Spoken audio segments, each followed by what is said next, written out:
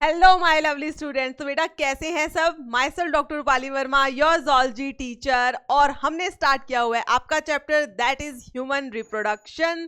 ठीक है, जिसके हमारे ऑलरेडी 7 लेक्चर्स हो चुके हैं एंड आई होप कि सबने बहुत अच्छे से इन लेक्चर्स को किया होगा। ठीक है, प्रैक्टिस शीट अब सबको मिल गई ना।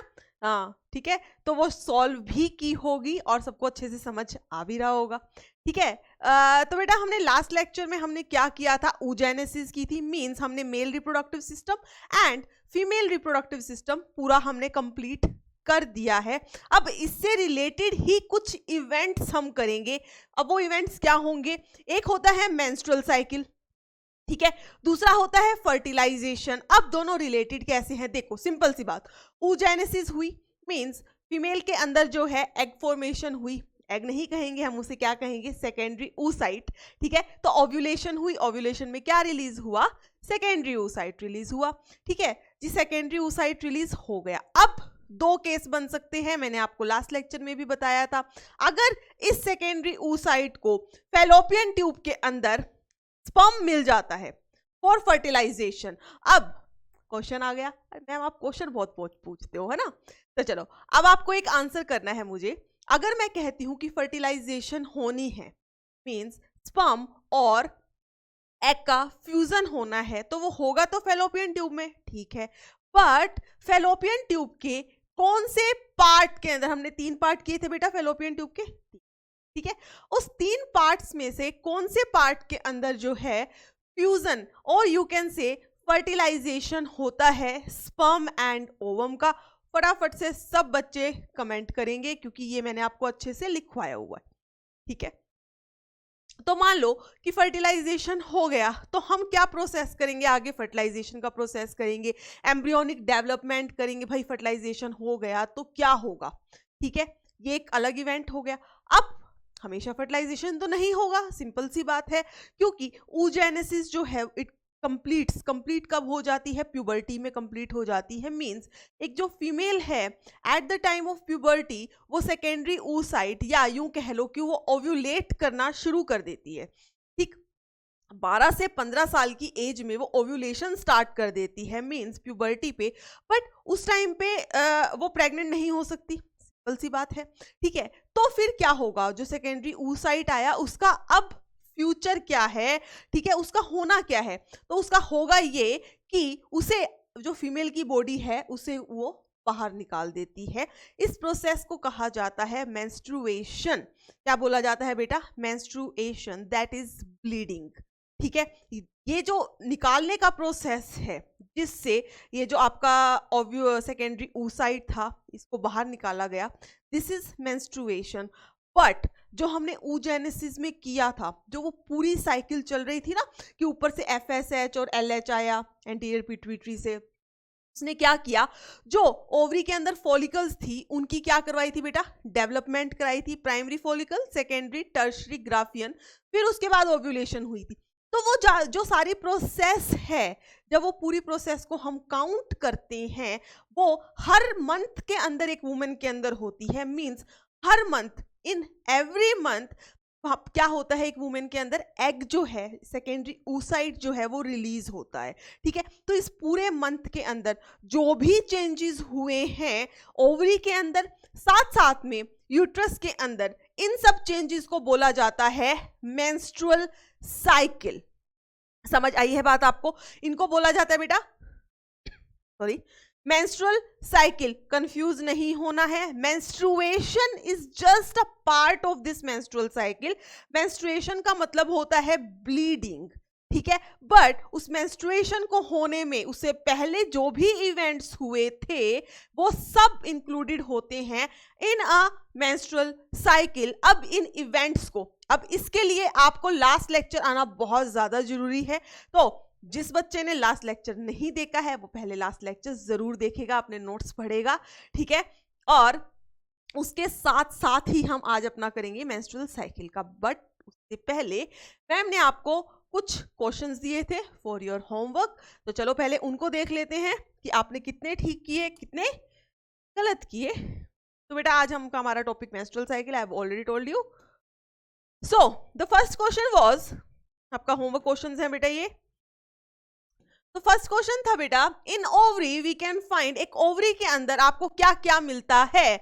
सो can you find the primary follicle, क्या वहां प्राइमरी फॉलिकल होते हैं? बिल्कुल होते हैं। क्या वहां ग्राफियन फॉलिकल है? बिल्कुल है।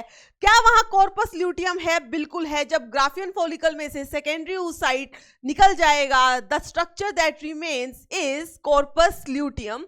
तो कॉर्पस ल्यूटियम है। क्या ब्लड वेसल्स हैं? याद करो, ओवरी का जो मेड्यूला था बेटा, वहां मैंने बोला था कि न्यूरोवेस्कुलर बंडल प्रेजेंट है जिसके अंदर नर्व्स हैं, ब्लड वेसल्स हैं, सब है।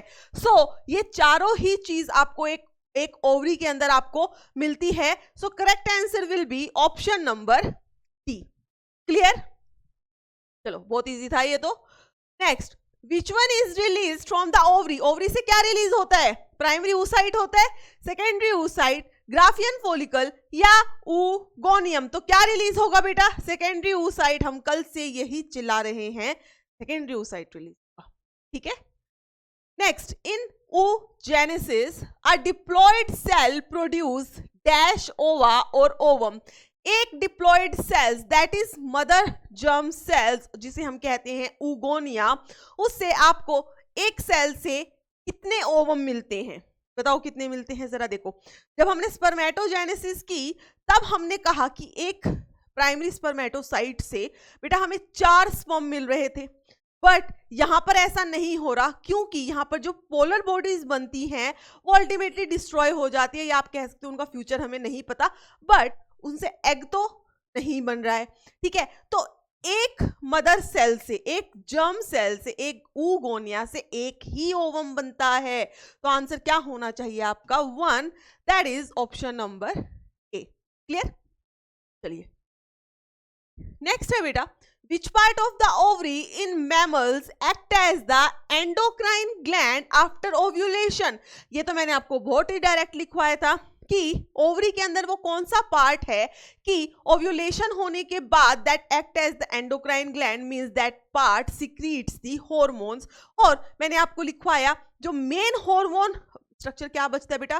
ग्राफियन फॉलिकल जो है रप्चर हो जाता है, उसके बाद बचता है आपके पास कॉर्पस ल्यूटियम, और वो कॉर्पस ल्यूटियम मेनली जो सिक्रीट करता है दैट इज प्रोजेस्टेरोन। याद रखेंगे, हमारी एनसीईआरटी बोलती है corpus luteum mainly secrete progesterone. मैंने आपको साथ में लिखवाया था उसमें एस्ट्रोजन वो भी करता है, इनहिबिन भी करता है एंड रिलैक्सिन भी करता है, but main hormone that is secreted by corpus luteum is progesterone. याद रखोगे? ठीक है, तो स्ट्रोमा नहीं होगा, जर्मिनल एपिथेलियम नहीं होगी, विटलाइन तो ये छोड़ ही दो। तो आंसर क्या हो जाएगा बेटा? ग्राफियन फॉलिकल हो जाएगा। अब आप कहोगे मैम ओव्यूलेशन के बाद तो कॉर्पस ल्यूटियम बनना था, बचता है, बट इन्होंने ग्राफियन फॉलिकल लिखा है तो हम आंसर दे देंगे अकॉर्डिंगली। ठीक है, given here is the figure of a section of a Graafian follicle. इसके आपको A to E सब पार्ट दिए हैं, आपको इसको क्या करना है? लेबल करना है। पूरा ग्राफियन फॉलिकल का डायग्राम मैंने बहुत अच्छे से कराया था, मे बी इसमें थोड़ा हल्का क्लियर नहीं है, बट फिर भी मैं आपको बता देती हूँ। इसमें बेटा ए जो है वो बाहर ही है, ठीक है, तो ये क्या हो गया? थीका एक्सटर्ना हो गया। ठीक, फिर अगर आप बी देखोगे, बी यहां पर है तो ये इंटरना हो जाएगा। ई क्या है बेटा? एंट्रम को रिप्रेजेंट कर रहा है। एंट्रम क्या था? लिकर फोलिक्यूलाई, जो खाली स्पेस था।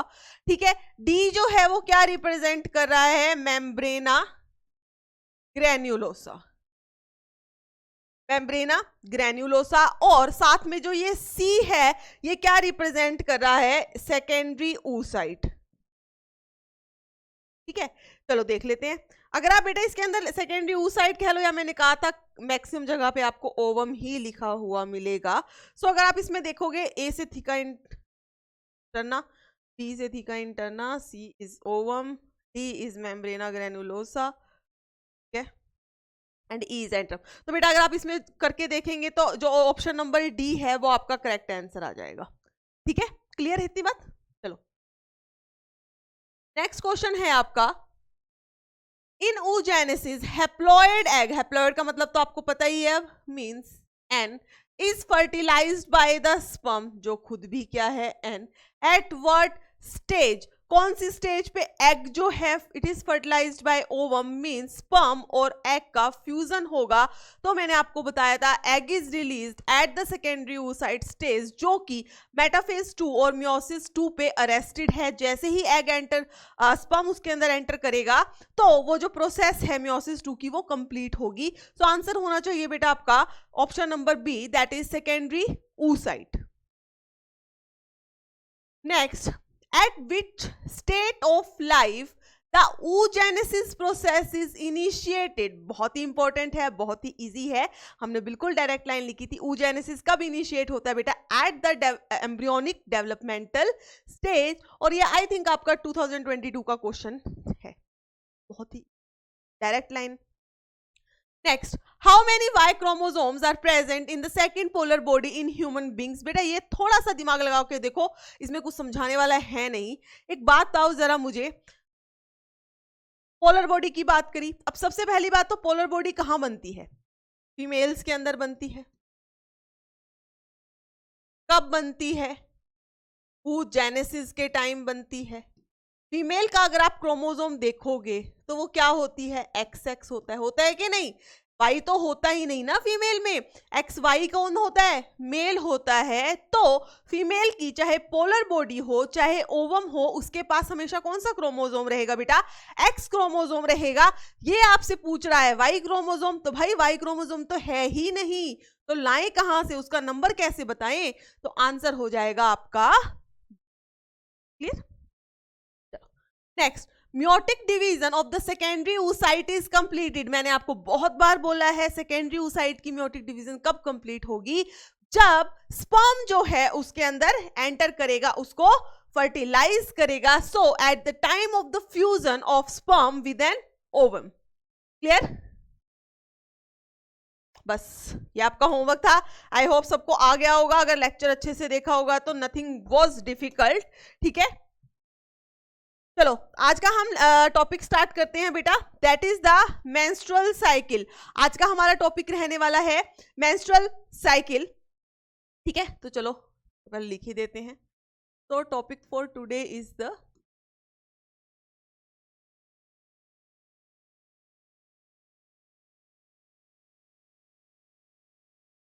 अगर मैं मेंस्ट्रुअल साइकिल की बात करूं तो मेंस्ट्रुअल साइकिल क्या होते हैं?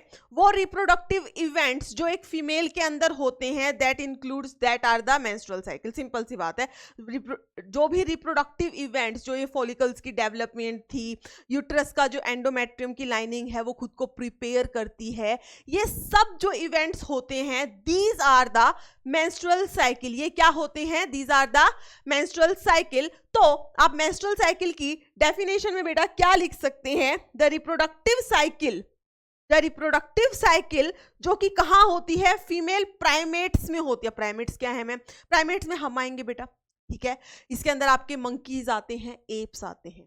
ठीक है, सो आप क्या लिखेंगे? तो लिख सकते हैं the reproductive cycle in female primates means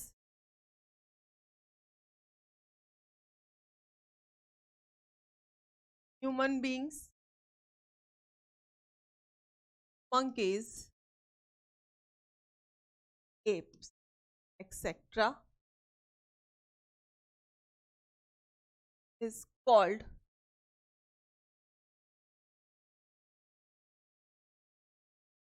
menstrual cycle. So the reproductive cycle in female primate is called the menstrual cycle. जो reproductive cycle female primates में चलती है उसे हम कहते हैं menstrual cycle। अब यहाँ पर दो टर्म है बेटा, एक होता है मिनार्क, एक होता है मीनोपोज। ठीक है, एक होता है मिनार्क और दूसरी क्या है? मीनोपोज। तो सबसे पहले हम बात करते हैं कि व्हाट इज मिनार्क।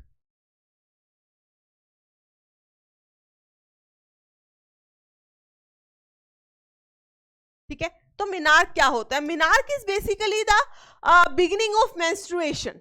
ठीक है, बिगनिंग ऑफ द मेंस्ट्रुएशन और you can say beginning of the blood flow या बिगनिंग ऑफ द ब्लीडिंग, और ये कब होती है फीमेल के अंदर? It happens at the time of puberty, और प्यूबर्टी का टाइम पीरियड क्या है बेटा? 12 to 15 ईयर ऑफ एज। ठीक है, प्यूबर्टी का टाइम पीरियड क्या है?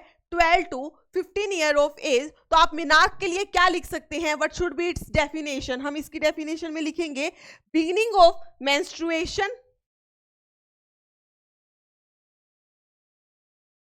beginning of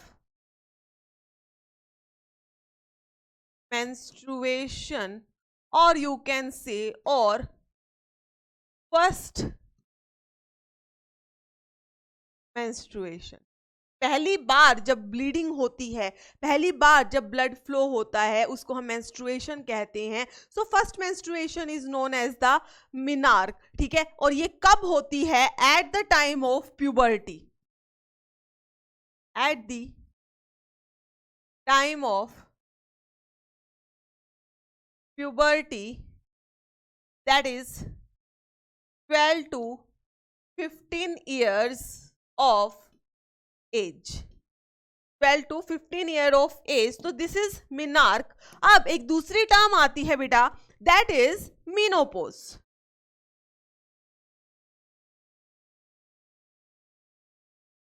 ठीक है, तो मीनोपोज जो है वो फीमेल की लाइफ का एक ऐसा फेज होता है, एक ऐसा टाइम होता है जब उसके फीमेल के अंदर ये ऊजेनेसिस होना भी बंद हो जाएगा और ओव्यूलेशन होना भी बंद। ऊजेनेसिस नहीं होगा तो ओव्यूलेशन भी नहीं होगा, और ओव्यूलेशन नहीं होगा तो मेंस्ट्रुएशन भी नहीं होगी। So it is the phase of the female life when ovulation and menstruation stops, or you can say cessation of the ovulation or menstrual flow। Clear है इतनी बात? ठीक है, तो मीनोपॉज के अंदर आप क्या लिख सकते हो? It is the phase in women's life, तो मैंने अभी बोला आपको, इट इज द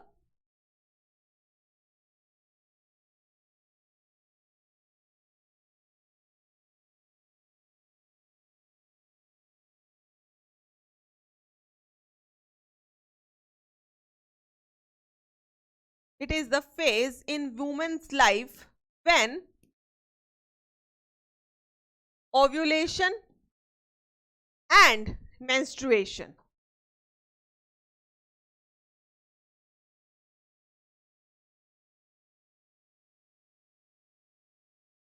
stops। ठीक है, ओव्यूलेशन और मेंस्ट्रुएशन दोनों ही स्टॉप हो जाते हैं, और ये किस एज में होता है? At the age of 45 to 55 years.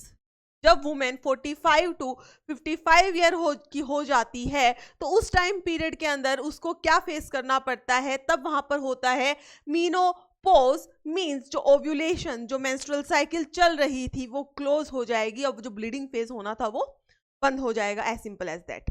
Clear है बेटा इतनी बात? ऑल सबको क्लियर है? फटाफट से बेटा साथ साथ में नोट्स बना ले करो।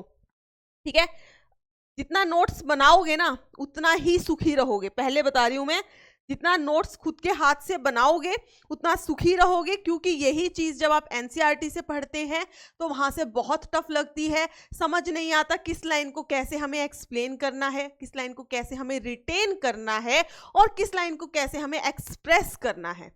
ठीक है, तो जितना आप अपने हैंड रिटन नोट्स बनाएंगे उतना ज्यादा आपके लिए क्या रहेगा? फायदेमंद रहेगा। It's up to you. चलो, तो ये हो गया सब आपका। तो हम क्या बोल सकते हैं बेसिकली कि फीमेल्स के अंदर जो ये मेंस्ट्रुअल साइकिल होती है इसकी ड्यूरेशन क्या होती है? फीमेल्स के अंदर जो ये सारे इवेंट्स हैं कि प्राइमरी सेकेंडरी फॉलिकल बन गया, टर्शरी पे ये सब सारे फॉलिकल्स बने, साथ में ब्लीडिंग फेज भी आ गया, तो ये पूरा साइकिल जो है इसको होने में नॉर्मल जो एक साइकिल होती है menstrual cycle, it is of 28 to 29 days. ठीक है, फीमेल्स के अंदर जो मेंस्ट्रुअल साइकिल की ड्यूरेशन रहती है normally it is of 28 to 29 days. ठीक है, तो आप इसमें क्या लिख सकते हो बेटा? इन females menstruation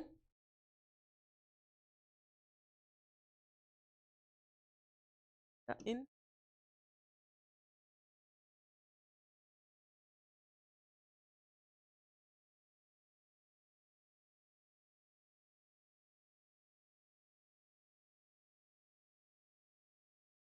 menstruation is repeated at an average interval of 28 to 29 days. बात का मतलब समझो, मेंस्ट्रुएशन का मतलब क्या होता है? Blood flow. पूरी साइकिल की ड्यूरेशन कितनी है? 28 से 29 दिन है। ठीक है, अब एक बार क्या होगा, मान लो कि फर्स्ट डे पर ही क्या हो रही है बेटा? ब्लीडिंग हो रही है। पहले दिन से ही ब्लीडिंग होनी स्टार्ट हो गई, वो 3 4 5 दिन तक चलती है। ठीक है, नॉर्मली आप ले लेते हो 3 से 5 दिन, 5 दिन तक ब्लीडिंग चली, उसके बाद आप नॉर्मल हो जाते हैं। ठीक है, फिर पूरा एक साइकिल खत्म होती है। ठीक है, उसके बाद फिर से दोबारा से क्या होगी? ब्लीडिंग होगी। ठीक है, तो ये जो एक साइकिल होती है, जो मेंस्ट्रुएशन है, हर वुमेन को कितने दिन बाद आती है? 28 डेज बाद आती है। सिंपल, तो यही हमने लिखा, in females menstruation is repeated at an average interval of 28 to 29 days. इतनी बात क्लियर है? इसमें किसी को आई थिंक कोई डाउट नहीं होगा। ठीक है, उसके बाद हम अगर इस मेंस्ट्रुअल साइकिल को हम फिर से डिफाइन करने की कोशिश करें कि मेंस्ट्रुअल साइकिल क्या है, तो हम क्या लिख सकते हैं? वो साइकिल जो दो मेंस्ट्रुएशन के बीच में चलती है, वो साइकिल दो मेंस्ट्रुएशन के बीच में, जो दो ब्लड फ्लो के बीच में जो साइकिल है, that is the menstrual cycle. तो हम क्या बोलेंगे बेटा? मेंस्ट्रुअल साइकिल बोलेंगे। तो एक बार हम फिर से मेंस्ट्रुअल साइकिल की एक नई डेफिनेशन को भी हम लिख सकते हैं।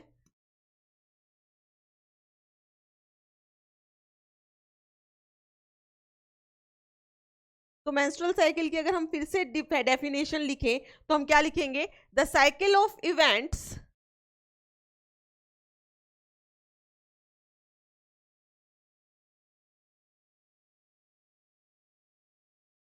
द साइकिल ऑफ इवेंट्स जो एक मेंस्ट्रुएशन से लेकर दूसरी मेंस्ट्रुएशन तक रहते हैं, उसको हम क्या कहेंगे?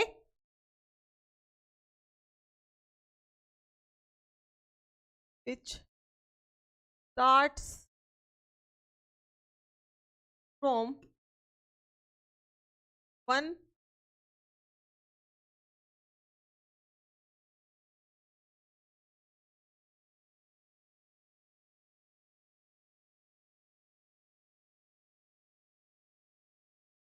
ठीक है बेटा, एक मेंस्ट्रुएशन से लेकर दूसरी मेंस्ट्रुएशन के बीच में जो भी इवेंट्स हो रहे हैं, उन्हें हम क्या कहते हैं? मेंस्ट्रुअल साइकिल कहते हैं। मींस इसका मतलब क्या हुआ? मान लो 1 से लेकर 5 दिन तक जो है मेंस्ट्रुअल साइकिल चली। ठीक है, फिर बीच में सारे दिन क्लियर थे, 29 दिन तक सब कुछ क्लियर था।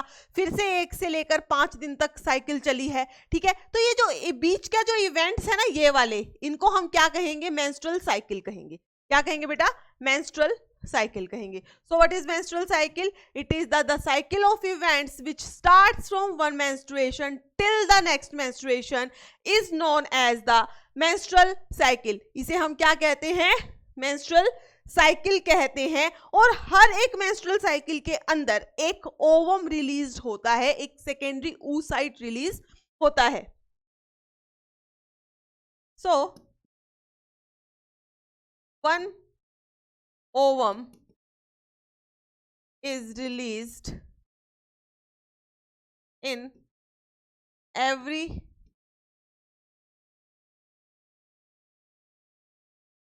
Menstrual cycle. हर एक मेंस्ट्रुअल साइकिल में एक ओवम रिलीज होता है।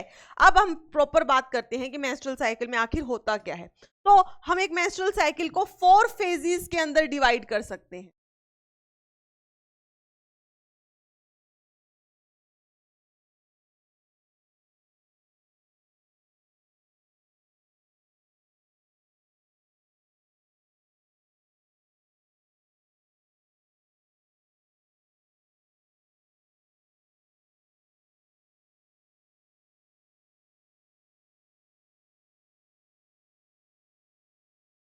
ठीक है बेटा, एक जो मेंस्ट्रुअल साइकिल होती है उसको हम 4 फेजेस के अंदर डिवाइड करते हैं।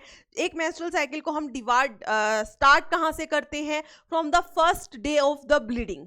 जब ब्लीडिंग हो रही है एक वुमेन को, मेंस्ट्रुएशन हो रही है, वहां से हम साइकिल को स्टार्ट करेंगे। उस फेज को बोला जाता है मेंस्ट्रुअल फेज और the bleeding phase.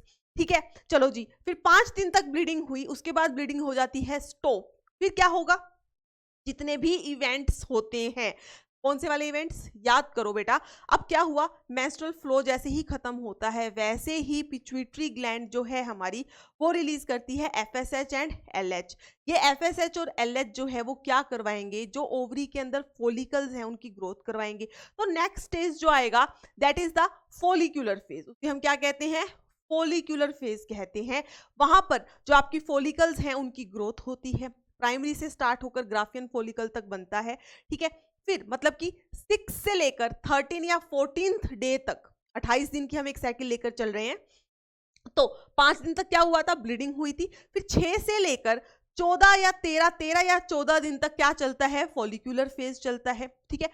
14th day पे ग्राफियन फॉलिकल रप्चर होता है और वहां से सेकेंडरी oocyte या ओवम निकल जाता है, ठीक है। निकलने के बाद क्या बचता है, ओवरी के अंदर कॉर्पस लूटियम बनता है, बचता है। और वो कॉर्पस लूटियम जो है हार्मोन सिक्रीट करता है, कौन से वाला, प्रोजेस्टेरोन, ठीक है। उससे वजह से अब जो फेज चलेगा that will be the luteal और द सिक्रीटरी फेज, ठीक है। तो फर्स्ट फेज जिसको हम डिस्कस कर रहे हैं that is the menstrual phase, और you can say bleeding phase. First phase is the menstrual phase, और हम क्या कह सकते हैं बेटा, it is the bleeding phase. यहां से हम एक अपनी साइकिल जो है उसको स्टार्ट करते हैं, ठीक है। इसको हम क्या करेंगे, क्या लिख सकते हैं कि जो हमारी साइकिल है it starts with this phase,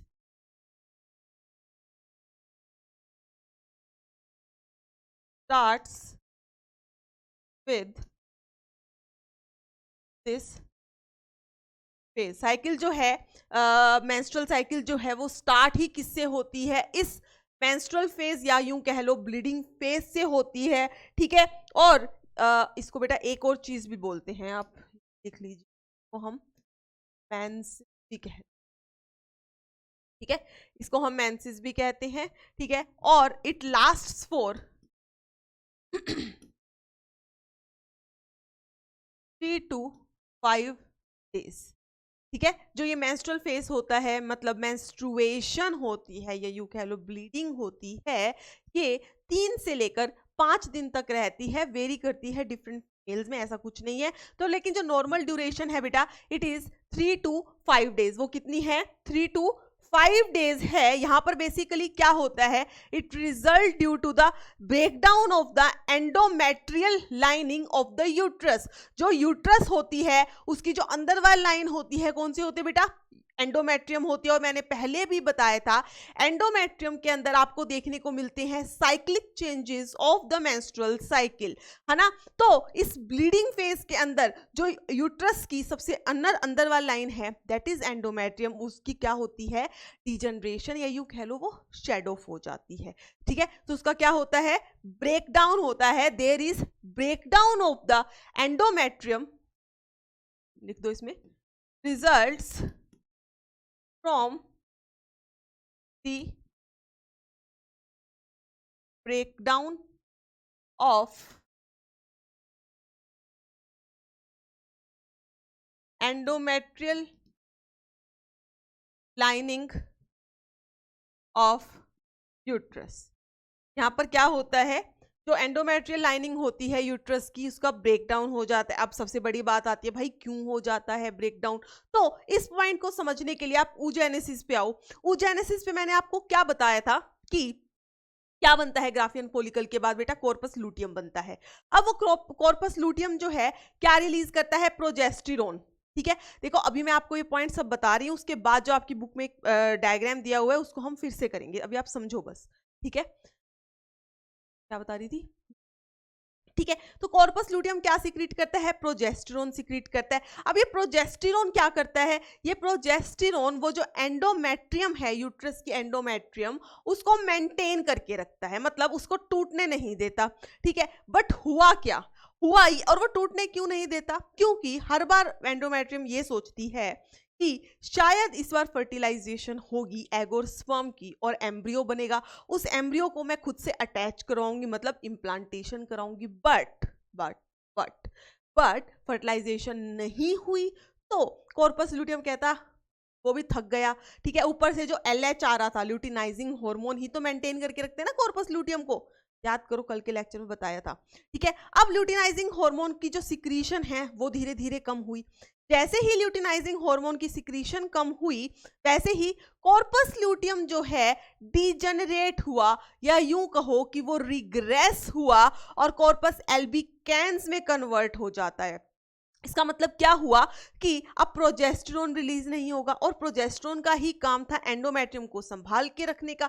अब प्रोजेस्टेरोन ही नहीं है तो एंडोमेट्रियम को कौन संभालेगा? तो एंडोमेट्रियम का भी ब्रेकडाउन हो जाएगा and it will lead to the blood flow और मेंस्ट्रुएशन। क्लियर है इतनी बात? चलो इस पॉइंट को हम लिख भी सकते हैं। ये समझ आया कि एंडोमेट्रियम लाइनिंग का ब्रेकडाउन जो है बेसिकली क्यों होता है, ठीक है। तो हम इसके अंदर क्या लिख सकते हैं बेटा?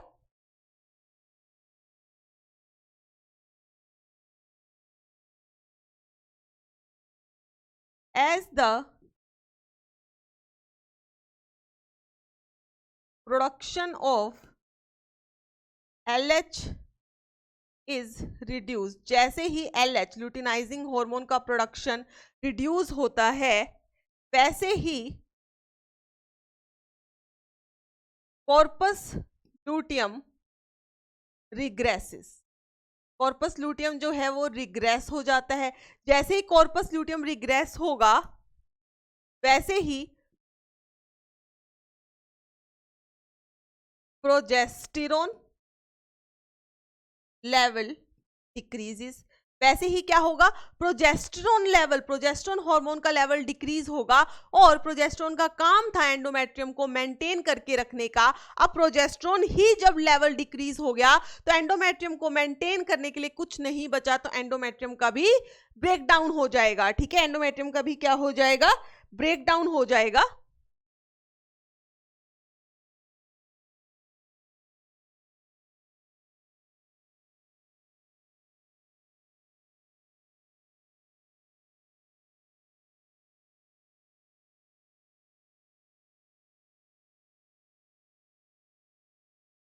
तो endometrium breaks down and there will be blood flow. Blood flow, या यूं कह लो मेंस्ट्रुअल फ्लो। अगर मैं अब बात करूं कि इस मेंस्ट्रुअल फ्लो के अंदर क्या क्या होता है,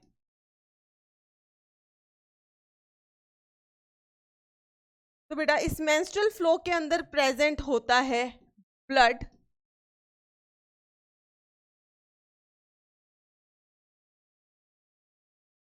ठीक है। क्या होता है मेंस्ट्रुअल फ्लो के अंदर? ब्लड होगा, और वो जो एंडोमेट्रियम ब्रेकडाउन हो रहा था वो होगा, तो हम क्या बोल सकते हैं? जो एंडोमेट्रियम है उसकी सिक्रीशंस होंगी,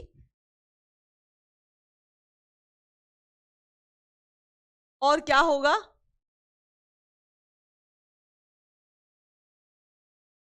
डीजेनरेटेड ओवम। क्या होगा बेटा? Degenerated ovum. जो ओवम यूज ही नहीं हो सका, जिसकी फर्टिलाइजेशन ही नहीं हो सकी, वो हमारी बॉडी इस मेंस्ट्रुअल फ्लो के थ्रू, इस ब्लड फ्लो के थ्रू जो है अपनी बाहर निकाल देगी, ठीक है। इतनी बात क्लियर है? सबको समझ आया? तो डीजेनरेटेड कह लो, ये यूं कहो बेटा अनफर्टिलाइज्ड ओवम। ये मत लिखो, इसे लिखो।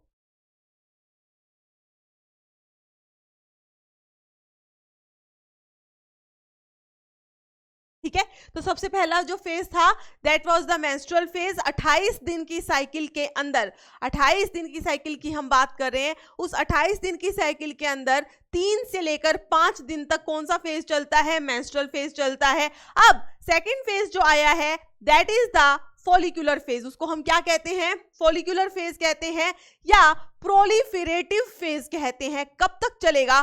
फ्रॉम 6 to 13 और 14th day of 28 day cycle, ठीक है।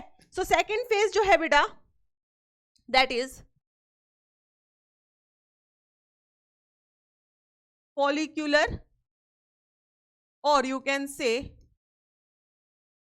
proliferative phase. Follicular or the proliferative phase, it lasts for,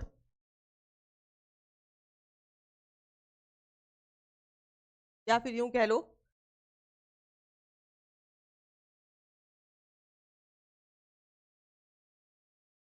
last from 6th to 13th और 14th day of 28 day cycle.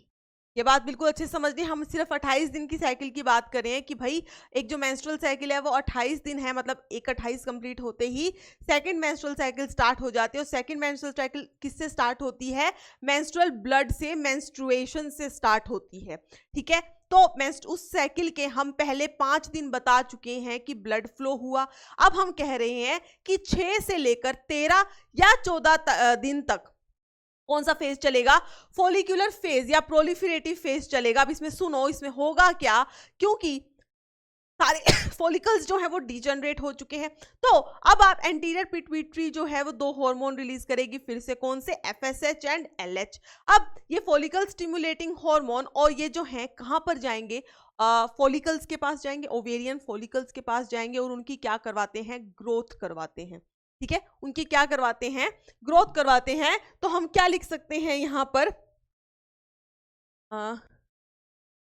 The secretions of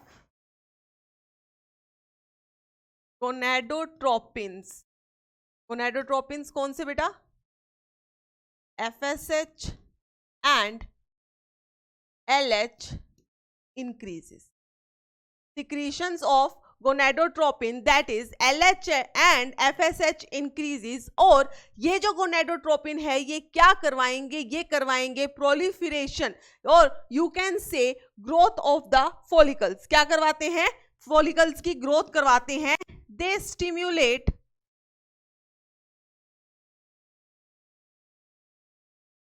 follicular development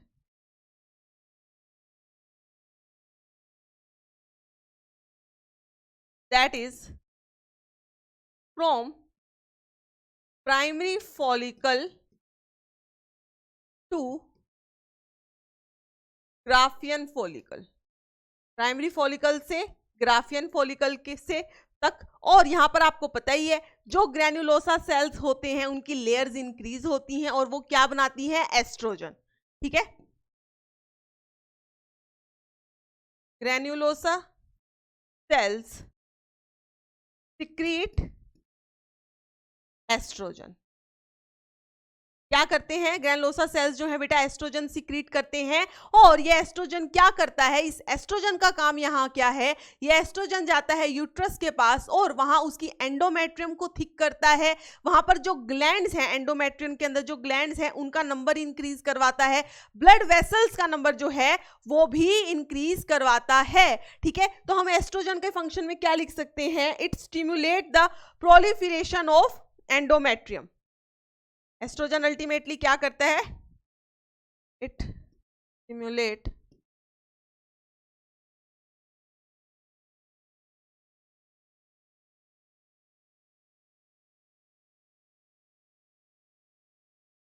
stimulate proliferation of endometrium. Means जो endometrium lining है वो thick हो जाएगी, glands का number जो है वो इंक्रीज हो जाएगा, ब्लड वेसल्स का नंबर जो है वो भी क्या हो जाएगा बेटा? इंक्रीज हो जाएगा। हाईली वेस्कुलेटेड हो जाती है कौन? एंडोमेट्रियम। क्या हो जाती है? हाईली वेस्कुलेटेड हो जाती है। तो आप इसमें क्या लिखोगे? Endometrial lining thickens. क्या क्या होगा? एंडोमेट्रियम की लाइनिंग थिकन्स हो जाएगी। Increase in number of glands and blood vessel. ठीक है, समझ आ रही है? फोलिक्यूलर नाम से ही क्लियर है, फोलिक्यूलर या प्रोलिफरेटिव। फोलिक्यूलर मींस जहां पर फॉलिकल्स की ग्रोथ होने वाली है या प्रोलिफरेशन होने वाली है किसकी, एंडोमेट्रियम की। क्यों होती है? क्योंकि यहाँ पर जो गोनेडोट्रोपिन्स हैं, जो एफएसएच और एलएच हैं, उनका अमाउंट, उनका सिक्रीशन इंक्रीज होता है। ये आते हैं और क्या कहते हैं हमारी प्राइमरी फॉलिकल को कि चलो तुम अब अपनी डेवलपमेंट करो। तो हमारी प्राइमरी फॉलिकल जो है ये डेवलप होके क्या बना देती है, ग्राफियन फॉलिकल।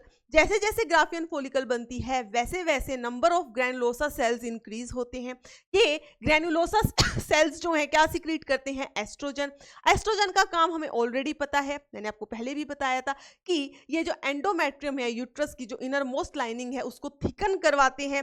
वहां पर जो म्यूकस ग्लैंड्स होती हैं उनका नंबर इंक्रीज करवाते हैं, ब्लड वेसल्स का नंबर इंक्रीज करवाते हैं। बेसिकली एंडोमेट्रियम जो है वो तैयार हो गई है इम्प्लांटेशन के लिए, वो खुद को प्रिपेयर कर रही है इम्प्लांटेशन के लिए। इन केस जो प्राइमरी ऊस सेकेंडरी oocyte जो रिलीज हुआ है उसकी फर्टिलाइजेशन हो जाए तब।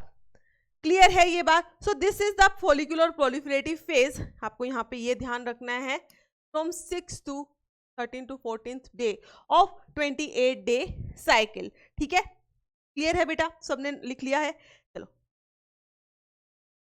नेक्स्ट जो आएगा इसमें थर्ड फेज जो है that is the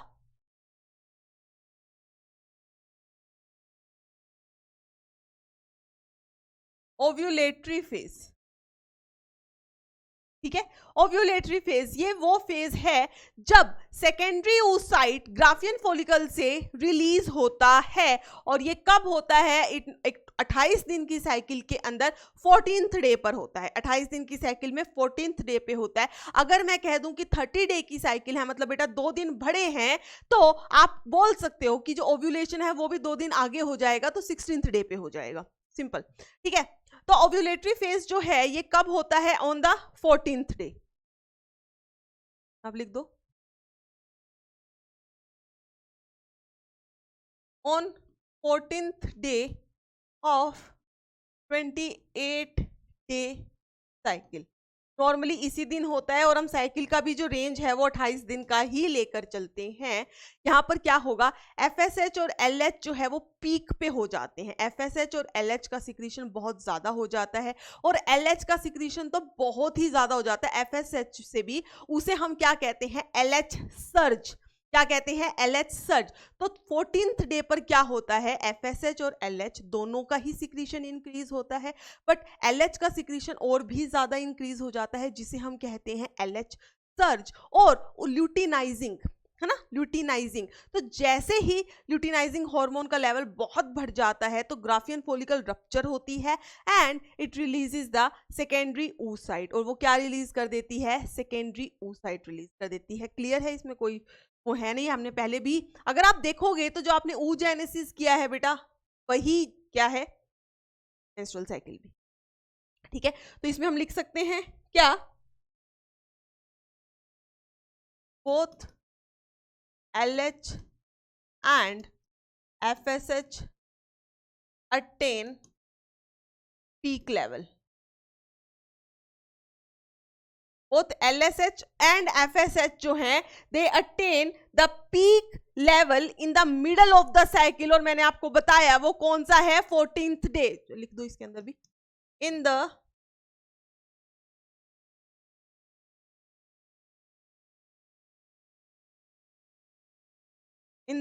middle of cycle. But LH का जो सिक्रीशन है वो तो बहुत ही ज्यादा हो जाता है, जिसको आप क्या कहोगे, there is rapid secretion of the LH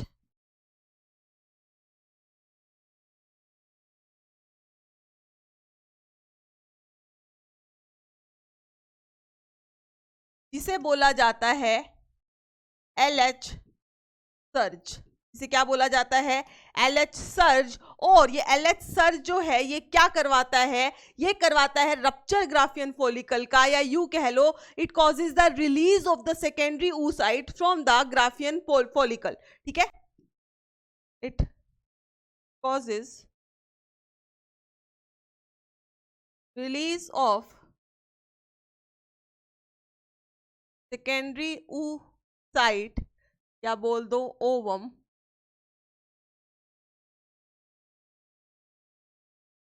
from the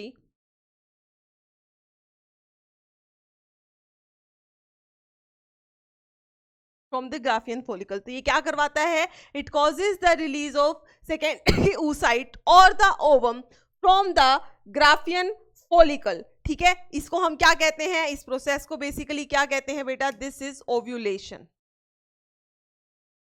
तो ओव्यूलेशन जो है वो कब होती है, 14th डे पर होती है। ओव्यूलेशन जो है कब होती है, 14th डे पर होती है। LH और FSH दोनों ही इंक्रीज हो जाते हैं और LH का एकदम से रैपिड सिक्रीशन होता है जिसे कहा जाता है LH सर्ज, और वो क्या करवाता है, ओव्यूलेशन करवाता है। एक पॉइंट जो आपका प्रीवियस ईयर क्वेश्चन में आया था, उसके अंदर पूछा गया था कि ओव्यूलेटरी फेज के अंदर कौन से हॉर्मोन्स का लेवल इंक्रीज होता है या क्या दिखने को मिलता है।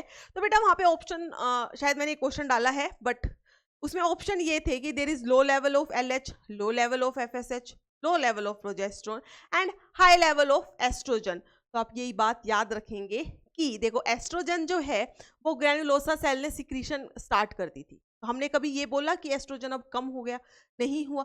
जब आपके तीनों ही ऑप्शन मैच नहीं करे और एक ऑप्शन कहता है कि एस्ट्रोजन भी इंक्रीज होता है, तो वही आंसर होगा आपका।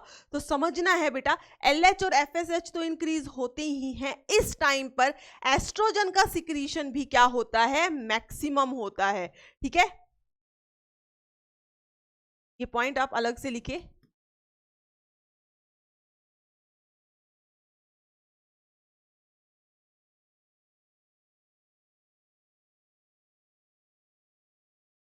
FSH जो है it also attains the peak. ठीक है, and this is your PYQ। ये क्या है, PYQ है। तो क्लियर है बेटा, थर्ड फेज था हमारा ओव्यूलेटरी फेज, जिसके अंदर आपका क्या हो रहा है, ओव्यूलेशन हो रहा है। कब होता है, in the middle of the cycle, that is on the 14th day, जो कि कब होता है, 14th डे पर होता है। नेक्स्ट फेज जो है आपका, next and the last phase जो है basically that is luteal, fourth phase है ना,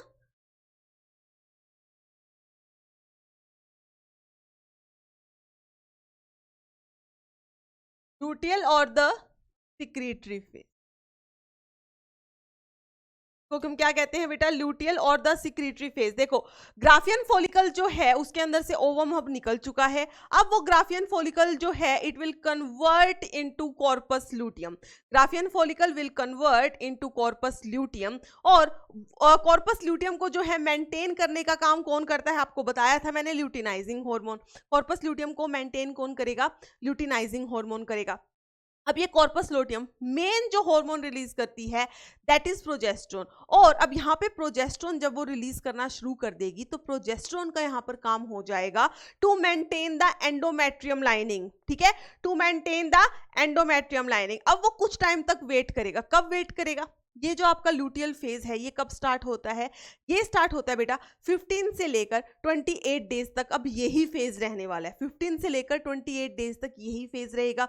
यहाँ पर कॉर्पस ल्यूटियम प्रोजेस्टेरोन भी सिक्रीट कर रहा है, एस्ट्रोजन भी सिक्रीट कर रहा है। तो एंडोमेट्रियम की जो लाइनिंग है उसको प्रोलिफरेट भी करवा रहे हैं और उसको मेंटेन भी करवा रहे हैं। बट धीरे धीरे क्या हुआ, क्योंकि फर्टिलाइजेशन नहीं हुई, इस सेकेंडरी oocyte को स्पर्म नहीं मिला, तो LH की सिक्रीशन, ल्यूटिनाइजिंग हार्मोन की secretion from the pituitary gland धीरे धीरे कम हो जाएगी, नीचे की तरफ आएगी। जैसे जैसे वो नीचे आएगी वैसे वैसे कॉर्पस लूटियम रिग्रेस करेगा। रिग्रेस करेगा मतलब कॉर्पस एल्बिकैन बनाएगा। कॉर्पस एल्बिकैन बनाएगा मतलब प्रोजेस्टेरोन बनना बंद हो जाएगा। जैसे ही प्रोजेस्टेरोन बंद हुआ, क्या कर रहा था प्रोजेस्टेरोन, एंडोमेट्रियम को मेंटेन कर रहा था कि नहीं, बिल्कुल कर रहा था। उसको मेंटेन नहीं करेगा तो एंडोमेट्रियम का शेडो होना स्टार्ट हो जाएगा, और 28 डेज के बाद मतलब फर्स्ट डे के 28 डे तक साइकिल खत्म हो गई, फर्स्ट डे से क्या हो जाएगी, मेंस्ट्रुअल साइकिल स्टार्ट हो जाएगी। हो गई ना, साइकिल बन गई पूरी, एक रिपीट हो गई। साइकिल से ही मेंस्ट्रुअल फ्लूइड ब्लड फ्लो से ही हमने स्टार्ट किया था और वहीं वापस आ गई। ठीक है, तो नेक्स्ट इज द लूटियल और the secretory phase. So it includes 15 to 28 days of 28 day cycle. समझ आ गई ये बात। तो 28 दिन की साइकिल में 15 से लेकर जो 28वां दिन है वो उसका कौन सा फेज है वहां पर, उस टाइम पे इट इज द ल्यूटियल और you can say the secretory phase, ठीक है। तो हम यहां क्या लिखेंगे,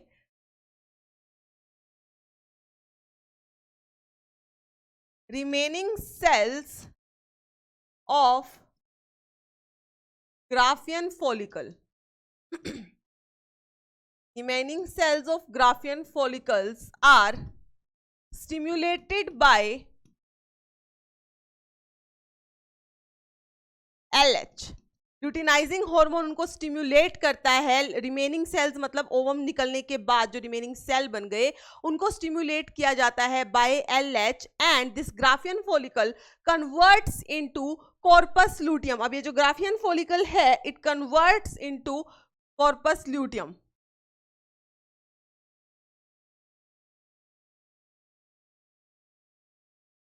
develops into, you can say, corpus luteum।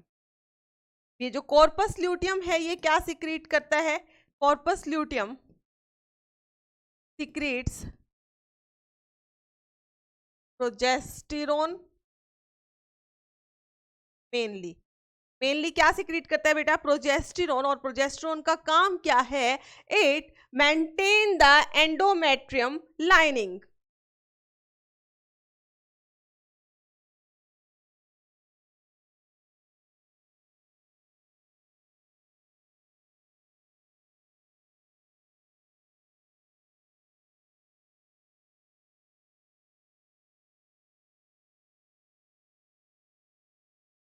It maintains the endometrium lining of the uterus, ठीक है। ये क्या करता है, एंडोमेट्रियम लाइनिंग को मेंटेन करके रखता है। बट धीरे धीरे, और ये मतलब बेसिकली ये मेंटेन क्यों रख करके रखता है भाई, क्योंकि ये एसेंशियल है। अगर इनकेस फर्टिलाइजेशन हो गई तो इम्प्लांटेशन होना है, ठीक है। क्या होना है, इम्प्लांटेशन होना है। तो आप कह सकते हो ये मेंटेन क्यों करता है, इट इज एसेंशियल।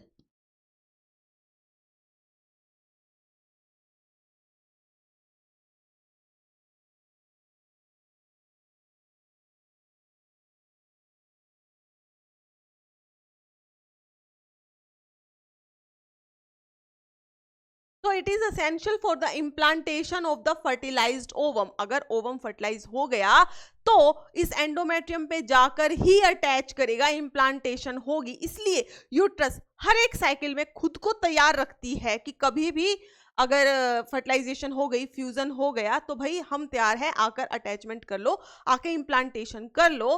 बट हर बार क्या होता है, क्योंकि फर्टिलाइजेशन नहीं, अगर फर्टिलाइजेशन हो गई तो दूसरा इवेंट स्टार्ट हो जाएगा, फिर तो मेंस्ट्रुअल फ्लो ही बंद हो जाएगा, ठीक है। अगर फर्टिलाइजेशन हो जाती है तो ये जो मेंस्ट्रुअल साइकिल है बेटा ये क्लोज हो जाती है, ये नहीं होती। जब तक बेबी डिलीवर नहीं हो जाएगा मेंस्ट्रुअल साइकिल बिल्कुल क्लोज रहेगी, कोई मेंस्ट्रुएशन, कोई ब्लीडिंग फेज नहीं आने वाला।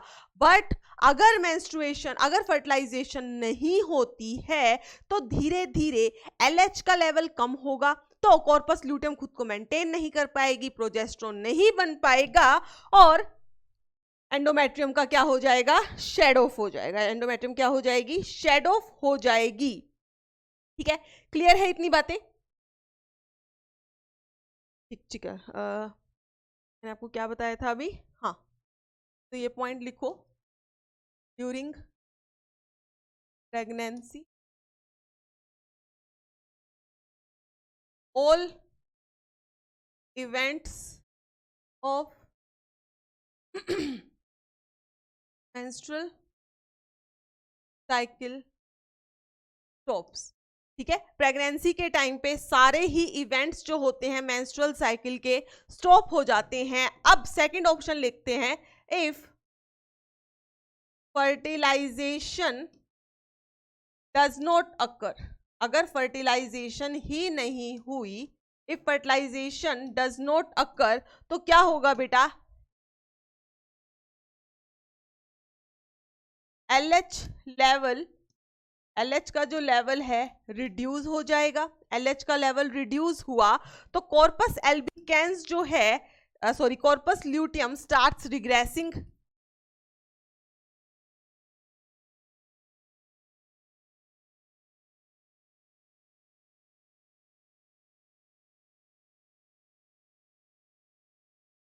corpus luteum starts regressing or it will convert into convert into corpus albicans, ठीक है। Progesterone level will be reduced,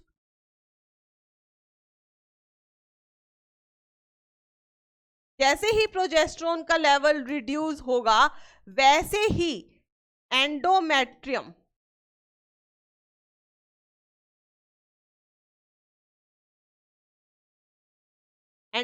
का ब्रेकडाउन, एंडोमेट्रियम का ब्रेकडाउन का मतलब क्या हो गया, menstrual flow starts and marks new cycle. समझ आई बात? यही हमने बोला था ना, हर एक नई साइकिल कहां से स्टार्ट होती है, जब मेंस्ट्रुअल फ्लो जो है स्टार्ट हो जाता है, ठीक है। तो जो आपका ये लुटियल फेज था उसके एंड में अगर फर्टिलाइजेशन नहीं होती तो एलएच का लेवल रिड्यूस होता है।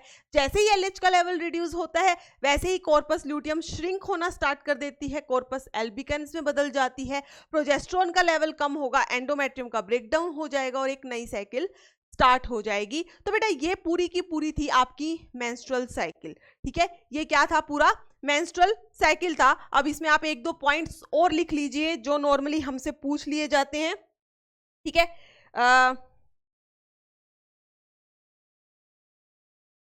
ये जो साइक्लिक मेंस्ट्रुअल साइकिल हो रही है, ये जो साइक्लिक रिप्रोडक्टिव साइकिल जो आपकी हो रही है, it basically indicates the reproductive health. ये क्या इंडिकेट करती है बेटा, reproductive health, and it extends between menarche and menopause. और ये कहां पर एक्सटेंड करती है, मिनार्क मतलब जब पहली बार स्टार्ट हुई थी ये मेंस्ट्रुअल साइकिल का फ्लो प्यूबर्टी पर, और मीनोपोज मतलब जब बंद हो गया। तो 12 से 15 साल के बीच में स्टार्ट हुई, 45 से 55 साल के बीच में बंद हुई।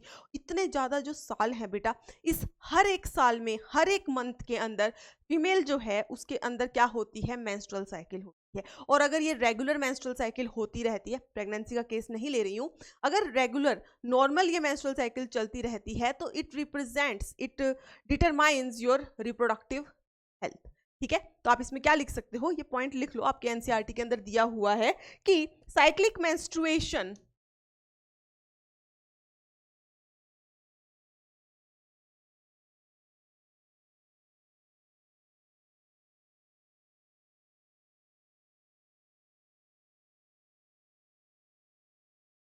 Represents reproductive health, it represents reproductive health, ठीक है। और reproductive health that is between menarche and menopause, that is between किसके बीच में बेटा, between menarche and menopause.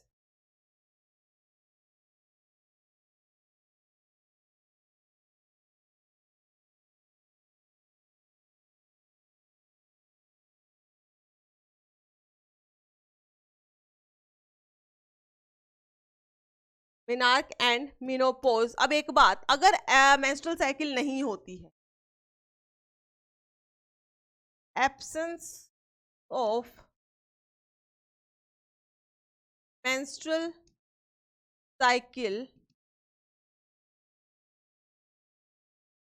indicates, अगर मेंस्ट्रुअल साइकिल एब्सेंस है देन इट इंडिकेट्स, अगर मेंस्ट्रुअल साइकिल एक मंथ में नहीं हुई तो पहला डाउट जो है वो किस पर जाता है, प्रेगनेंसी पर, कि हो सकता है प्रेगनेंसी हो गई हो, जो आपका सेकेंडरी oocyte आया था उसका फर्टिलाइजेशन हो गया है, फ्यूजन हो गया है स्पर्म के साथ, तो भाई वो तो इम्प्लांटेशन कर लेगा आके, तो मेंस्ट्रुअल साइकिल वहीं की वहीं बंद हो जाएगी।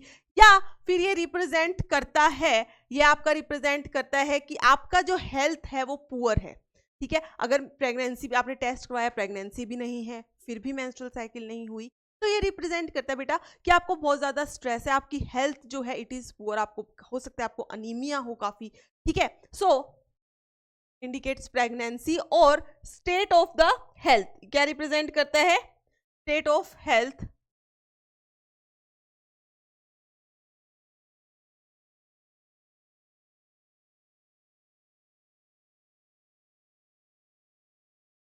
ठीक है। तो आपकी हेल्थ ठीक नहीं है या कोई स्ट्रेस है, कुछ भी हो सकता है, वो आगे जो भी है आपके मतलब टेस्ट वगैरह होंगे और उससे पता लग जाएगा। तो आई थिंक ये सबको क्लियर हो गया है कि मेंस्ट्रुअल साइकिल क्या होती है। 28 दिन की साइकिल की हमने बात की है। आपको याद रखना है पहला फेज था बेटा मेंस्ट्रुअल फेज, जिसके अंदर 3 से लेकर 5 दिन तक क्या होती है, ब्लीडिंग होती है। फिर 6 से लेकर 13 या 14 डे तक कौन सा फेज चलता है, फॉलिक्यूलर फेज। उसके बाद 15 से लेकर 28 तक चलता है ल्यूटियल फेज, और बीच में जो 14th डे था उस दिन होती है ओव्यूलेशन, और यू कैन से ओव्यूलेटरी फेज। आई होप सबको क्लियर है ये बातें, ऑल क्लियर बेटा, ठीक है। सॉरी। अब इससे रिलेटेड जो है हमारा एक डायग्राम है जो हम अपनी बुक में कर सकते हैं। वैसे तो आपकी बुक में है, बट हम कोशिश करते हैं कि इसको हम खुद से बनाकर देखें, ठीक है। हम कोशिश करेंगे कि हम इसे खुद से बना लें। तो चलो, अब जो भी हमने डिस्कस किया है उसको इस डायग्राम के थ्रू, फ्लो चार्ट के थ्रू बेटा एक्सप्लेन करेंगे।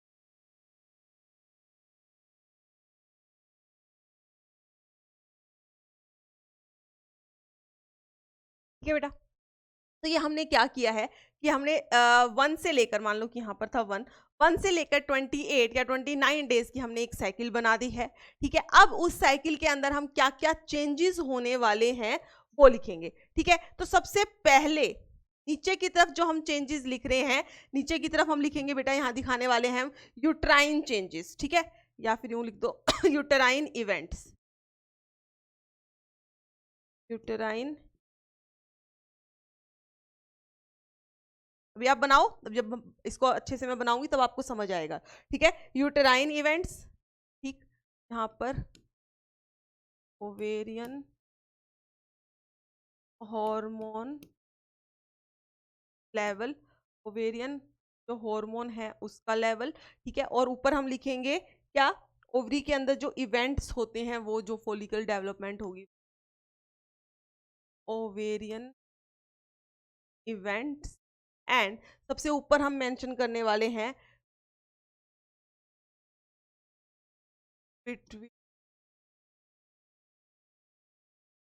हार्मोन लेवल, ठीक है, पिट्यूटरी हार्मोन लेवल। सबसे पहले हमने किससे स्टार्ट किया था? हमने स्टार्ट किया था मेंस्ट्रुअल ब्लड फ्लो से। किससे स्टार्ट किया था? मेंस्ट्रुअल ब्लड फ्लो से। उस टाइम पे क्या हो रहा होगा? मेंस्ट्रुअल ब्लड फ्लो के टाइम पर क्या होगा बेटा? यहाँ पे जो यूट्रस है, यूट्रस की जो लाइनिंग है वो कैसी हो रही थी? इट वॉज डीजेनरेट, ऐसे। ठीक है,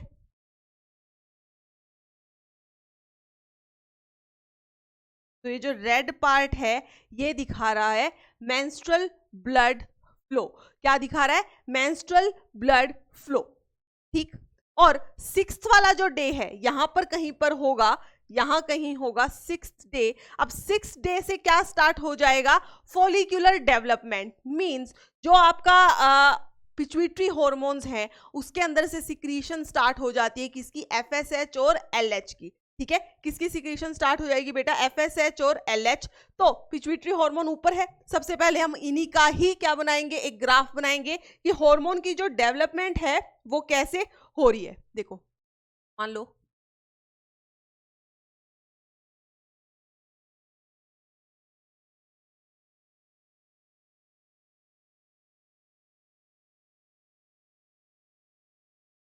समझ रहे हो बात?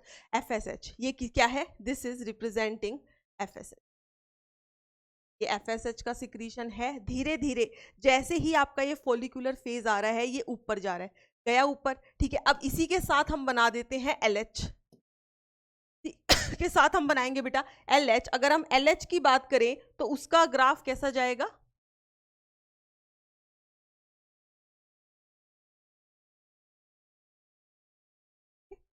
This is LH.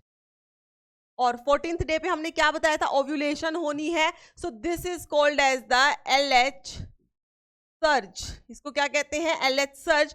14th day पर क्या होनी है? ओव्यूलेशन। 14th डे पर ओव्यूलेशन हो रही है। यहां से लेकर 5th तक क्या चल रहा है? Menstrual. This is menstrual phase. अब ये 6th हो गया। 6 से लेकर 13 या 14 तक आपका कौन सा फेज चलता है बेटा? फॉलिक्यूलर। ठीक, और यहां से लेकर लास्ट तक क्या चलेगा? लूटियल। चारों फेज हो गए। मेंस्ट्रुअल, फॉलिक्यूलर, ओव्यूलेशन हो गया और यहां पर हो गया लूटियल। अब सबसे पहले हमने बात की थी कि सबसे पहले होता है मेंस्ट्रुअल फ्लो। मेंस्ट्रुअल फ्लो में क्या हुआ? मेंसेस हो रही है, सिंपल सी बात है। ओवरी के जो हॉर्मोन्स है उनका लेवल भी, ओवेरियन हार्मोन कौन से होते हैं? प्रोजेस्टेरोन और एस्ट्रोजन। अब जब फ्लो होता है, जब ब्लड फ्लो हो रहा है, मतलब कि एंडोमेट्रियम को मेंटेन ही नहीं कर पाए, इसका मतलब उस टाइम पर एस्ट्रोजन और प्रोजेस्टेरोन दोनों का ही लेवल क्या था? कम था। दोनों का ही लेवल क्या था?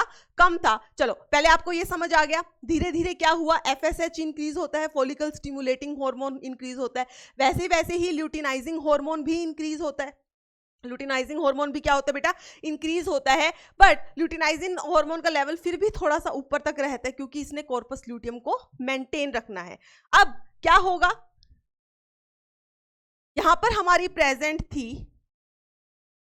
Primary follicle. ये फॉलिकल थी, मान लो कि ये है, this is the primary follicle. ठीक, अब इस प्राइमरी फॉलिकल के अंदर डेवलपमेंट स्टार्ट हो गई। कब? 6th डे से स्टार्ट होगी। जैसे ही एफएसएच का सिक्रीशन इंक्रीज होना स्टार्ट हुआ वैसे ही इस फॉलिकल के अंदर डेवलपमेंट स्टार्ट हुई। मींस ग्रैन्युलोसा की लेयर्स जो हैं वो इंक्रीज हुई। ग्रैनुलोसा की लेयर इंक्रीज हुई।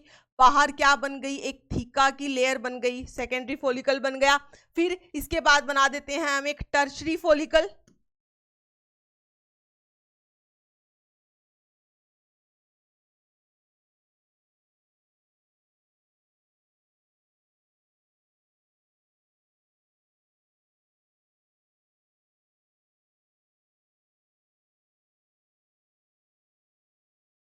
ठीक है बेटा, ये क्या बन गया? Tertiary follicle. टर्शरी फॉलिकल के बाद आपका क्या बनता है? Graafian follicle.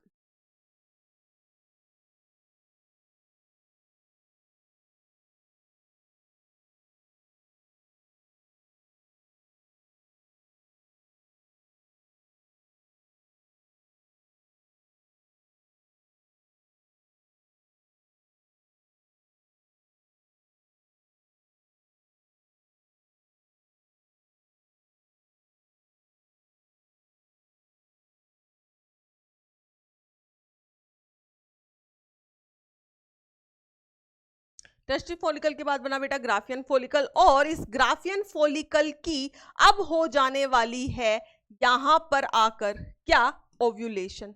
14th डे पर क्या होती है, ओव्यूलेशन।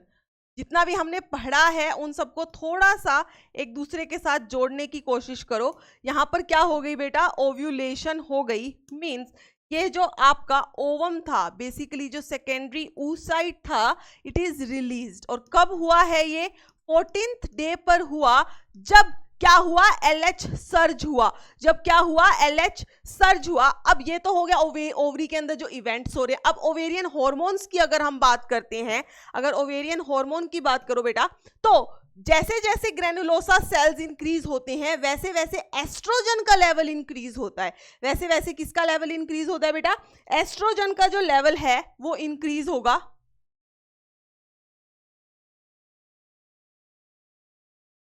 एस्ट्रोजन का लेवल इंक्रीज हुआ, बट प्रोजेस्टेरोन जो है अभी भी वो क्या है, लो लेवल पर ही है।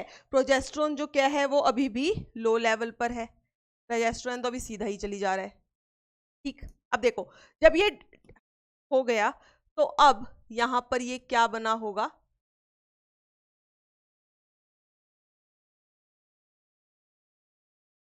This is corpus luteum. ये क्या है बेटा, कॉर्पस ल्यूटियम। और जब कॉर्पस ल्यूटियम बनता है तो वो किसके लेवल को इंक्रीज करवाता है, प्रोजेस्टेरोन के लेवल को। इसने क्या किया, प्रोजेस्टेरोन के लेवल को क्या करवाया, इंक्रीज करवाया। और एस्ट्रोजन जो थोड़ा सा नीचे हो गया था वो भी हल्का सा इंक्रीज होगा। ठीक है, प्रोजेस्टेरोन जो एस्ट्रोजन जो है वो भी इंक्रीज होगा। यहां हम लिख देते हैं, जो ग्रीन वाला है इट इज एस्ट्रोजन। ठीक है, और जो ये येलो वाला है इट इज रिप्रेजेंटिंग प्रोजेस्टेरोन। ठीक है, तो कॉर्पस ल्यूटियम बना। कॉर्पस ल्यूटियम ने क्या सिक्रीट करना शुरू कर देता है, प्रोजेस्टेरोन। ठीक है, ये प्रोजेस्टेरोन बन गया और साथ में वो हल्का एस्ट्रोजन भी सिक्रीट करता है, तो एस्ट्रोजन भी थोड़ा सा बढ़ा। ठीक, अब क्या होगा, अब ये जो कॉर्पस ल्यूटियम है ये अल्टीमेटली इसका साइज,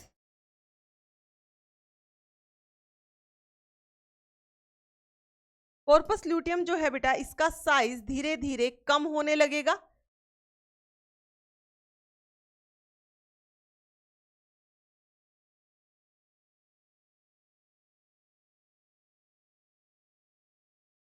क्या लिख सकते हैं हम, रिग्रेसिंग कॉर्पस ल्यूटियम। और ये क्या है, दिस इज कॉर्पस एल्बिकेंस। ये क्या बेटा, कॉर्पस एल्बिकेंस है। ठीक है, ये क्या था, कॉर्पस ल्यूटियम। मैंने इसको सिंपल ऐसे CL लिख दिया। ठीक, तो क्या हुआ, अब समझ आ रही है बात, समझ आ रही है। और नीचे नीचे वाले इवेंट्स तो हमने बनाए नहीं। ठीक है, जैसे जैसे FSH इंक्रीज हो रहा था तो फॉलिकल्स की डेवलपमेंट हो रही थी। फॉलिकल्स की डेवलपमेंट हो रही थी, वो क्या रिलीज कर रहे थे, एस्ट्रोजन। देखो एस्ट्रोजन का लेवल इंक्रीज होता जा रहा है। और एस्ट्रोजन क्या करवाता है, यूट्रस की लाइनिंग जो है उसके अंदर प्रोलिफरेशन करवाता है, उसकी ग्रोथ स्टार्ट करवा देता है।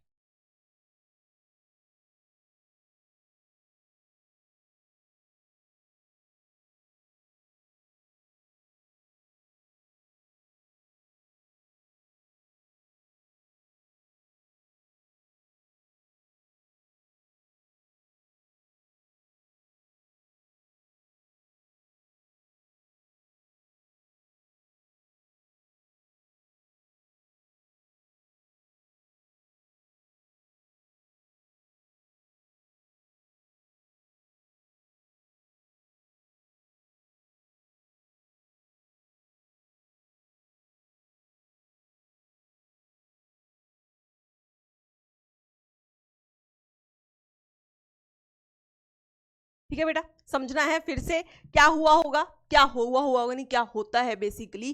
जैसे जैसे इन फॉलिकल्स की ग्रोथ होती है एस्ट्रोजन का लेवल इंक्रीज होता है। एस्ट्रोजन का लेवल इंक्रीज होता है तो एस्ट्रोजन क्या करवाता है, एस्ट्रोजन करवाता है इस यूट्राइन जो एंडोमेट्रियल लाइनिंग है उसकी ग्रोथ करवाता है, धीरे धीरे इसकी ग्रोथ हो रही है, फिर कॉर्पस ल्यूटियम बना, कॉर्पस ल्यूटियम क्या करता है, इसको मेंटेन करके रखता है। बट क्योंकि फर्टिलाइजेशन नहीं हुई है तो कॉर्पस ल्यूटियम इसका साइज धीरे धीरे कम होना स्टार्ट होता है और वो कॉर्पस एल्बिकैन बन जाता है। तो यहाँ पर प्रोजेस्टेरोन रिलीज नहीं होगा, नहीं रिलीज होगा तो फिर से देखो इसका लेवल कम होना शुरू हुआ और नेक्स्ट साइकिल, यहाँ मैंने फर्स्ट डे दिखा दिया है, फिर से नेक्स्ट साइकिल से क्या हो गई, मेंस्ट्रुएशन हो गई, क्योंकि कॉर्पस ल्यूटियम को, क्योंकि इस एंडोमेट्रियम लाइनिंग को मेंटेन करने वाला कॉर्पस ल्यूटियम खुद ही खत्म हो चुका है। समझ आई? तो सबसे पहले क्या होता है, जो हमारे पिट्यूटरी हार्मोन्स थे जो एफएसएच और एलएच रिलीज करते हैं वो रिलीज किए।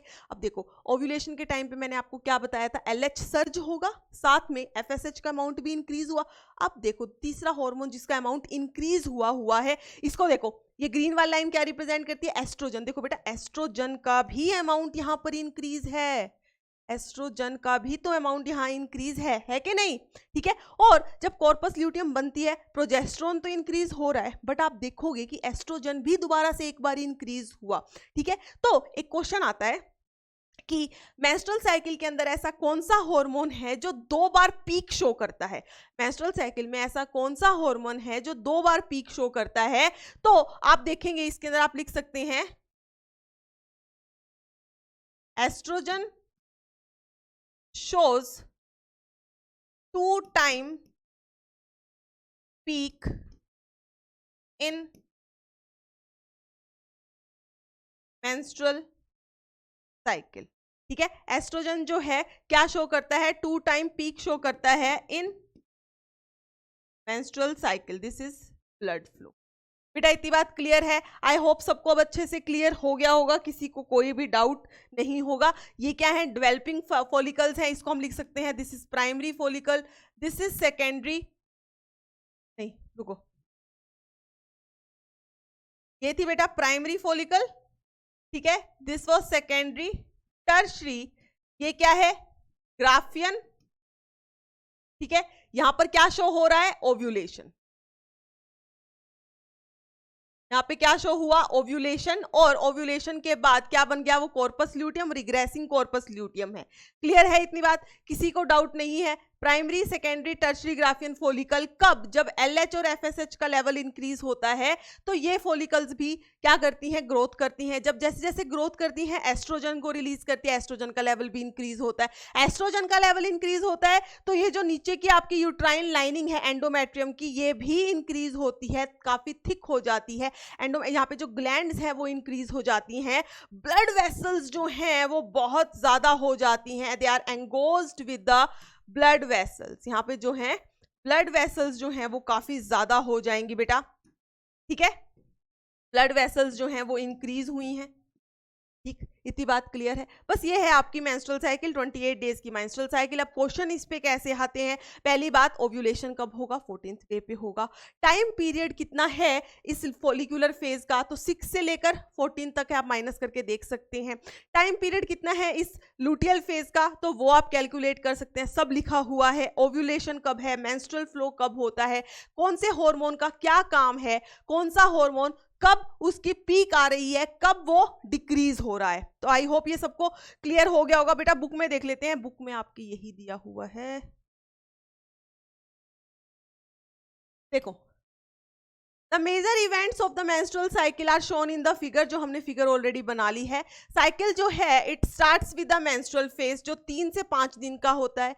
The menstrual flow results due to the breakdown of the endometrium lining of the uterus and its blood vessel, और जो उसकी ब्लड वेसल है वो भी, ठीक है, विच फॉर्म्स द लिक्विड, जो कि कहां से, वेजाइना के थ्रू बाहर आ जाता है। ठीक है, menstruation occur only if released ovum is not fertilised, अगर जो ओवम रिलीज हुआ इसकी फर्टिलाइजेशन नहीं होगी सिर्फ तभी मेंस्ट्रुअल होगी। Lack of menstruation may be indicative of pregnancy, ये मैंने आपको लिखवा दिया है। However it there may be some underlying causes like poor health है, स्ट्रेस है, तब भी कई बार मेंस्ट्रुएशन नहीं होती है। The menstrual phase is followed by the follicular phase, जिसको हम प्रोलिफरेटिव फेज भी कहते हैं। जो इनके मैंने सेकंड नाम लिखवाए हैं प्रोलिफरेटिव, जैसे लुटियल को सिक्रीटरी, ये याद रखना है बेटा, इस पे क्वेश्चन आया। ठीक है, During this phase, the primary follicle in the ovary grow to form the Graafian follicle and simultaneously साथ साथ में नीचे क्या हो रहा था, एंडोमेट्रियम, जो एंडोमेट्रियम है वो भी रीजनरेट करती है through proliferation. These changes in the ovary and the uterus are induced by changes in the level of the pituitary and the ovarian hormone. Ovarian hormone कौन सा है, एस्ट्रोजन है. pituitary hormone कौन सा है, FSH and LH है. ठीक है. Now the secretion of gonadotropin LH and FSH increases gradually during the follicular phase, stimulate the follicular development as well as secretion of estrogen by the growing follicle. Both LH and FSH attain a peak in the middle of the cycle, about 14th day पे. ठीक है. फिर क्या होता है, एकदम से rapid secretion होती है LH की, जिसे हम क्या कहते हैं, LH सर्ज कहते हैं, which induce the rupture of the Graafian follicle and thereby release of the ovum, that is ovulation. The ovulatory phase is followed by the luteal phase, या इसको हम कहेंगे secretory phase, during which the remaining parts of the Graafian follicle they transforms as the corpus luteum. अब corpus luteum जो है secrete करता है large amount of progesterone, जिसका काम क्या है, मेंटेनेंस ऑफ एंडोमेट्रियम करना. ठीक है. Such an endometrium is essential या necessary for the implantation of the fertilised ovum. During pregnancy all the events of the menstrual cycle stops. आपको मैंने बताया. इन द एब्सेंस ऑफ, अगर फर्टिलाइजेशन नहीं हुई तो कॉर्पस ल्यूटियम जो है डिजनरेट कर जाएगा क्योंकि LH का लेवल कम हो जाता है. This causes degeneration of the endometrium leading to the menstruation marking a new cycle, और एक न्यू साइकिल स्टार्ट हो गई है. ठीक है. ये मीनोपॉज के बारे में दिया है बेटा कि 50 ईयर ऑफ एज, या आप नॉर्मली कह सकते हैं 45 to 55, या आप एक एवरेज लोगे तो 50 ईयर ऑफ एज. ठीक है. Cyclic menstruation is an indicator of the normal reproductive phase and extend between the menarche and the menopause. ठीक है. उसके अलावा ये है डायग्राम, आई होप सबने मेरे साथ साथ बनाया होगा. उससे क्या होता है ना, थोड़ा सा रह जाता है दिमाग में, और आप एग्जाम में इसको बना सकते हैं, याद भी रख सकते हैं. पूरा एक एक चीज आपको इसकी याद रखनी है, क्वेश्चंस में आ जाती है. ठीक है. तो ये क्या है, developing follicle, mature, developing, regressing corpus luteum हमने बताया था. एस्ट्रोजन है, देखो एस्ट्रोजन का पीक आ गया. प्रोजेस्टेरोन का एक ही पीक है, एस्ट्रोजन का नीली वाली लाइन जो ब्लू लाइन है इसकी 2 पीक आ रहे हैं. ठीक है. वहां पे क्या हुआ, LH सर्ज हुआ, यहाँ पे मेंसेस थी, धीरे धीरे इसका साइज जो है वो बढ़ रहा है. ठीक है. इतनी बात याद है, रहेगी, क्लियर है. इससे रिलेटेड बेटा अब आपके पास कुछ क्वेश्चंस होंगे.